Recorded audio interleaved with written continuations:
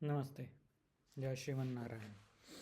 तो आज बात करूँगा वर्ण पर, जिसको गलत तरीके से कास्ट कह दिया जाता है आजकल की वर्तमान टर्मिनोलॉजी में, जिसमें एक पुस्तक भी आई है। उसका टाइटल जो है वो यहाँ एप्ट बैठता है, संस्कृत नॉन ट्रांसलेटेबल्स।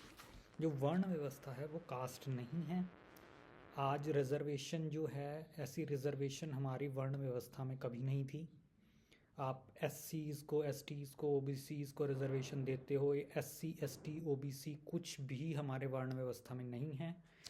जो एक कर्म प्रधान वर्ण व्यवस्था की वकालत करते हैं वो ज़्यादातर ये कहते हैं, गीता का ये वाला श्लोक साइट करते हैं, चातुर्वर्ण मया सृष्टा गुण कर्म विभागशः।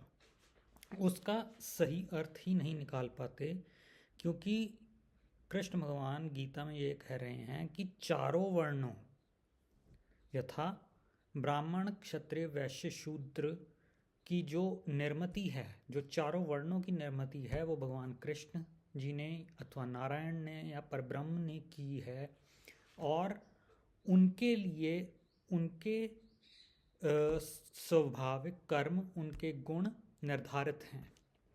तो ब्राह्मण के कुछ कर्तव्य जो गीता में ही बताए गए हैं, क्षत्रिय के, वैश्य के, गोरक्षा आदि, वाणिज्य आदि कर्तव्य, और शूद्रों के, सबके लिए ये व्यवस्था है। और ये जो कहा जाता है कि कर्म प्रधान जो वर्ण व्यवस्था जो कही जाती है, उसमें यदि आप एक उदाहरण के तौर पर लेते हैं कि मैं हूँ, ठीक है, तो मैं सर्विसेज सेक्टर में कोई जॉब कर रहा हूँ, तो मैं वहाँ शूद्र हुआ। शाम को मैं किसी गौरक्षा के कार्य के लिए जाता हूँ, उनकी मलहम पट्टी या गौ तस्करों की रिपोर्टिंग आदि करता हूँ, तो तब मैं वैश्य बन जाता हूँ। सुबह मैं शूद्र था, शाम को मैं वैश्य बन गया। अगले दिन सुबह मैं यज्ञ में बैठता हूँ और मंत्र पढ़ता हूँ, तो मैं ब्राह्मण हो जाता हूँ। और बाय चांस कोई लड़ाई झगड़ा हो जाता है और मेरे में थोड़ी शक्ति ठीक ठाक है, तो मैं किसी दीन दुखी की रक्षा करने के लिए अपने कुछ मतलब बाजुओं का दम दिखाता हूँ, तो मैं क्षत्रिय हो जाता हूँ। तो ये बिल्कुल अनर्गल प्रलाप हैं जो कहे जाते हैं। और अगर आप स्वामी निग्रहाचार्य जी की बातें सुनेंगे, उनकी बहुत ही तर्कपूर्ण बातें होती हैं।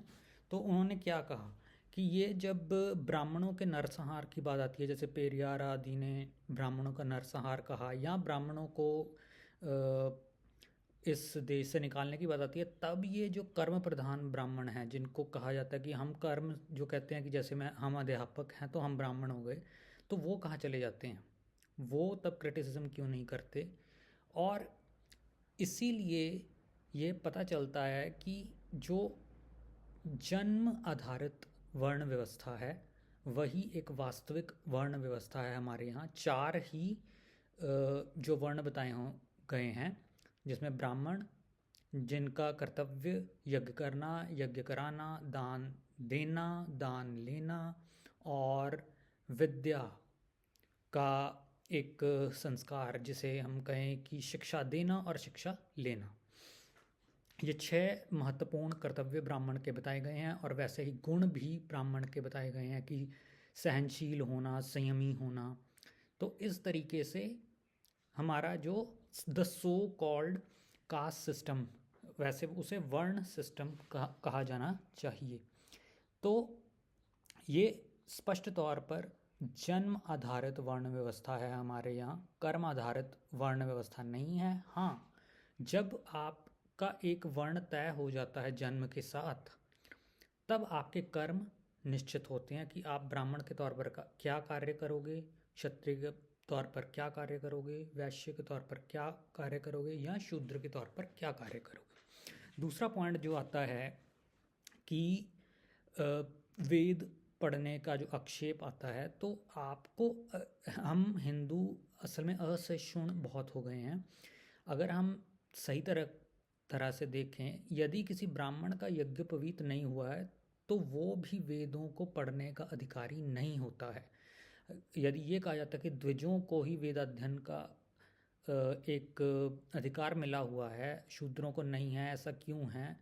ये किसी कारण से, ताकि शूद्र अपने तरीके से, जैसे अब ऐसा तो है नहीं कि वो महाभारत की कथा सुन नहीं सकते या महाभारत के अलावा पुराणों की कथा सुन नहीं सकते, वो सब सुन सकते हैं उनके लिए। और महाभारत और पुराणों को तो वेदों का अर्थ सही तरह से करने के लिए महत्वपूर्ण माना ही गया है। तो अगर वो महाभारत का और रामायण का या पुराणों का अनुगमन करते हैं शूद्र जाति के लोग या स्त्रियां, तो उनको भी वैसे ही लाभ होता है। तो इस तरह से इस बात की पुष्टि होती है कि जो हमारी हिंदू धर्म की जो ट्रेडिशनल वर्ण व्यवस्था है वो ही सबसे साइंटिफिक, सबसे प्रभावशाली और सबसे ज़्यादा हिंदुओं को जोड़ने वाली थी। क्योंकि शूद्र अगर अपने कर्तव्य को निभाते हुए जीता है तो उसे अगले जन्म में वैश्य का जन्म मिलता है, और वैश्य के जन्म में वो वेदों तक भी पढ़ सकता है, वेदों का भी अध्ययन कर सकता है। अब जैसे उदाहरण के तौर पर मैं हूँ, मेरा यज्ञोपवीत नहीं हुआ है तो मैं वेदों को नहीं पढ़ता हूँ। मैंने जब स्वामी निगराचार्य जी से सुना तो मैंने भी ये निश्चय किया कि मैं भी वेद नहीं पढ़ूँगा। हाँ, साधारण पुस्तकें और जो पुराण आदि वो मैं पढ़ लेता हूँ, महाभारत रामायण में पढ़ लेता हूँ, लेकिन वेदों का अध्ययन मैं नहीं करता हूँ। और वैसे भी मैंने स्पेशल तौर पर, मेरे पास ऋग्वेद का भाष्य ज़रूर है लेकिन मैं उसे पढ़ता नहीं हूँ।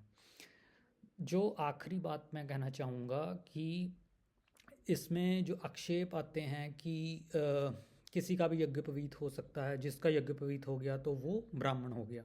तो फिर हमारे शास्त्रों में जो क्षत्रियों का यज्ञोपवीत हुआ या जो वैश्यों का यज्ञोपवीत हुआ, वो फिर क्या हुआ? मतलब अगर हर यज्ञोपवीत धारण करने वाला ब्राह्मण ही हो जाता है तो फिर क्षत्रिय कहाँ गए और वैश्य कहाँ गए?